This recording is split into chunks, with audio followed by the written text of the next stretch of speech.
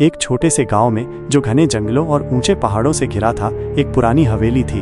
लोग कहते थे कि उस हवेली में किसी आत्मा का वास है और रात होते ही वहां से अजीबोगरीब आवाजें आती थीं।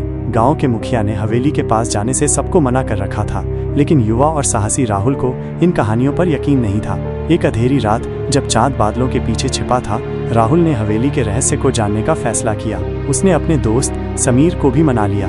दोनों चोरी छिपे हवेली के पास पहुंचे। जैसे ही उन्होंने हवेली के बड़े जंग लगे फाटक को छुआ, एक ठंडी हवा का झोंका आया और हवेली के अंदर से एक दर्द भरी चीख सुनाई दी। राहुल और समीर एक दूसरे को देखने लगे।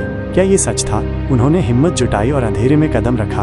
हवेली के अंदर अजीब सी खामोशी थी, जो टूटी हुई खिड़कियों से आती हवा की सरसराहट से और भी डरावनी लग रही थी। वे धीरे धीरे आगे बढ़े, हर कदम पर डर उनकी रूह कंपा रहा था।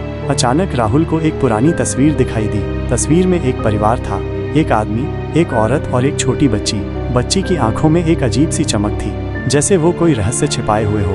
राहुल ने तस्वीर को छुआ और उसी पल हवेली के सारे दरवाजे और खिड़कियां तेजी से बंद हो गए। राहुल और समीर बुरी तरह डर गए। उन्हें लगा जैसे कोई अदृश्य शक्ति उन्हें अंदर खींच रही हो। तभी समीर की नज़र एक पुराने संदूक पर पड़ी। संदूक पर धूल की मोटी परत जमी थी और उस पर कुछ अजीबोगरीब निशान बने हुए थे। समीर ने उसे खोलने की कोशिश की, लेकिन वो बहुत भारी था। राहुल ने भी कोशिश की और किसी तरह उन्होंने संदूक को थोड़ा सा खोला। संदूक के अंदर से एक हल्की चमकदार रोशनी निकली और उसके साथ ही एक फुसफुसाहट सुनाई दी। फुसफुसाहट इतनी धीमी थी कि वे समझ नहीं पाए, लेकिन उन्हें लगा जैसे कोई मदद मांग रहा हो। जैसे ही रोशनी तेज हुई, तस्वीर में दिख रही बच्ची की आंखें चमकने लगी। राहुल और समीर को लगा जैसे वे किसी और दुनिया में आ गए हों।